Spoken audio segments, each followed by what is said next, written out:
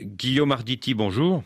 Oui, bonjour. Il y a 2 ans, au sommet de Bruxelles, l'Union européenne a promis une enveloppe de 150 milliards d'euros pour développer les infrastructures en Afrique. Est-ce que la poussée de l'extrême droite aux européennes du 9 juin peut remettre en cause cette promesse ?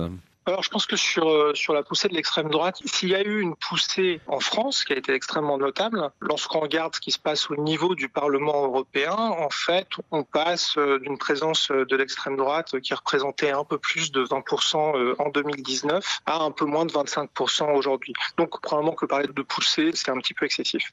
Alors il n'empêche, est-ce qu'il y a dans la coopération Europe-Afrique des secteurs qui peuvent être mis en cause, soit par des gouvernements d'extrême droite, soit par des groupes d'eurodéputés d'extrême droite ? Alors, je pense que ce sera assez difficile dans la mesure où les derniers accords datent de 2023 et qu'ils ont été entérinés. Ensuite, le poids que les groupes d'extrême droite représentent au Parlement n'est pas suffisant aujourd'hui pour provoquer un changement drastique de la politique de l'Union européenne vis-à-vis du continent africain. Et du côté gouvernemental, quand bien même Orban soit arrivé à la présidence du Conseil de l'Union européenne, ça reste un phénomène qui est conjoncturel. On est sur un hasard du calendrier qui fait que Orban arrive au même moment où on voit que les extrêmes sont en train de se renforcer. Néanmoins, il ne faut pas surestimer le rôle qu'il peut jouer dans un poste qui finalement va durer 6 mois. Et donc, le poids qu'il va avoir ne doit pas être surestimé. C'est-à-dire que le Premier ministre hongrois ne peut pas remettre en cause la promesse du sommet de Bruxelles, 150 milliards d'euros pour le développement des infrastructures en Afrique. Ah oui, bien sûr, il n'y a absolument aucune possibilité pour lui de le faire. Et d'ailleurs, on voit que les voix se sont très rapidement élevées au moment de son déplacement à Moscou il y a quelques jours, pour d'ailleurs bien préciser que c'était un déplacement qui était fait au nom de la Hongrie et absolument pas au nom de l'Union européenne. Donc ses prérogatives en tant que président du Conseil sont tout de même assez limitées, ne lui donnent pas de mandat pour pouvoir modifier des décisions qui ont été prises par des organes légitimisés par des élections. Alors 2 ans après le sommet de Bruxelles, quels sont les secteurs où l'Europe et l'Afrique peuvent développer aujourd'hui leur partenariat ? Alors, je pense que là, aujourd'hui, ce qui est en train de se produire, c'est un changement qui est induit par la crise qu'on connaît actuellement avec la guerre en Ukraine. C'est qu'il y a un changement de paradigme qui est en train de se produire. La conséquence que ça a eu, c'est une prise de conscience au niveau de l'Union européenne d'une forme de vulnérabilité sur des problématiques de souveraineté qui sont extrêmement importantes. Donc, le premier élément, évidemment, qui a été mis à jour, c'est la dépendance énergétique. Le deuxième, c'est la vulnérabilité par rapport à l'approvisionnement en métaux critiques, qui sont un élément essentiel pour la transition. Et le troisième, c'est la volonté de réindustrialiser l'Union européenne à un moment où la dépendance vis-à-vis de la Chine est devenue un point de vulnérabilité extrêmement fort. Donc tous ces éléments-là sont en train de militer en faveur d'un changement, je pense, assez profond au sein de l'Union européenne, même s'il n'est pas encore très visible, et qui se retranscrit quand même dans la déclaration qui avait été faite en 2022 lors du 6e sommet, qui avait donné lieu à ce paquet de 150 milliards, où le Parlement européen avait bien dit qu'il fallait aujourd'hui dépasser la relation de donateurs bénéficiaires. C'est-à-dire qu'il ne faut plus inscrire Europe-Afrique dans une relation entre celui qui donne et celui qui reçoit, mais dans une relation entre partenaires qui peuvent se développer conjointement, c'est ça ? Absolument. C'est-à-dire que jusqu'à maintenant, la relation avec le continent africain était marquée d'une part par l'aide au développement et d'autre part par un discours disant qu'il fallait saisir des opportunités de croissance, des relais de croissance en Afrique. L'opportunité, c'est une optionnalité. C'est-à-dire qu'on peut la saisir ou on peut ne pas la saisir. En revanche, ça n'est pas une nécessité. Et aujourd'hui, on est en train de réaliser que la relation avec le continent africain est une nécessité. Par exemple, quand on parle de trouver des alternatives en termes énergétiques, évidemment, plutôt que d'importer du gaz liquéfié des États-Unis, ça a beaucoup plus de sens de trouver des alternatives au niveau des développements en Afrique du Nord, les développements récents en Mauritanie, au Sénégal ou encore d'autres développements au Mozambique. Ça, c'est pour satisfaire les besoins en énergie en Europe et pour faire face au changement climatique.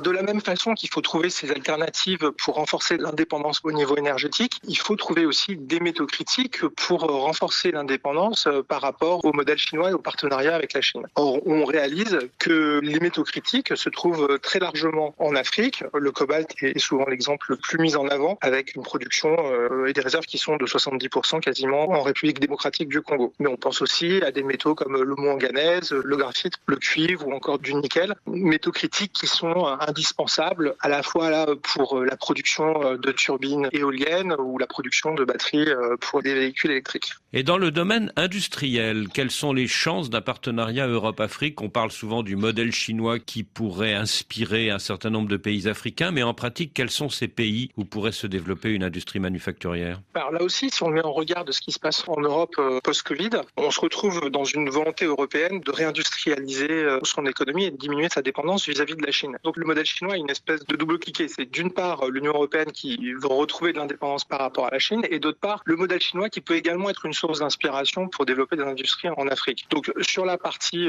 indépendance et reprise de la souveraineté, s'il y a un certain nombre de chaînes de valeur qui peuvent être réintégrées en Europe, ce ne sera pas le cas de toutes. Donc il y a un certain nombre d'industries qui ne pourront pas être rapatriées en Europe pour simplement des problématiques de coût. En revanche, ces industries-là pourraient tout à fait naturellement trouver leur place dans un certain nombre de pays africains, et ce qui est déjà un mouvement en cours. Et la conséquence serait double, c'est-à-dire que d'une part, ça permettrait aux consommateurs européens de protéger son pouvoir d'achat, et d'autre part, de créer des bassins d'emploi importants et de permettre à des économies africaines d'accélérer la diversification de leurs économies et leur résilience. Alors, vous parliez des pays qui sont déjà dans ce processus-là. Donc, bien sûr, il y a le Maroc, particulièrement pour des chaînes d'assemblage automobile, mais qu'on va voir aussi au Ghana, en Côte d'Ivoire.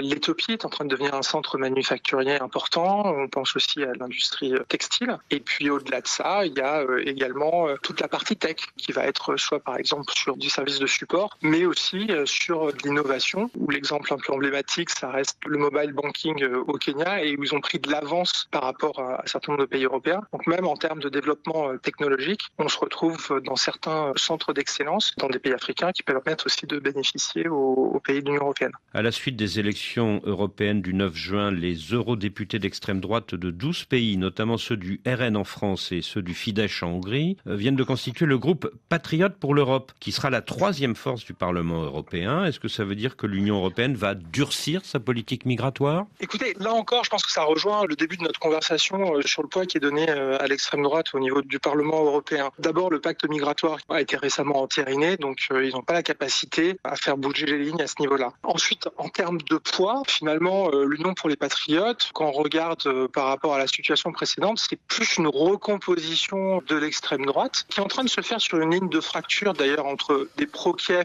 et des pro-Moscou, plutôt qu'un changement fondamental sur le poids de l'extrême droite au sein de l'Union européenne. Donc moi, il me semble que l'importance qui est accordée à l'Union patriote et à l'influence qu'elle pourrait avoir sont un petit peu surestimées actuellement. Et pas de changement dans la politique migratoire de Bruxelles? Non, je ne vois pas comment ça pourrait avoir une influence à ce niveau-là. Guillaume Arditi, merci.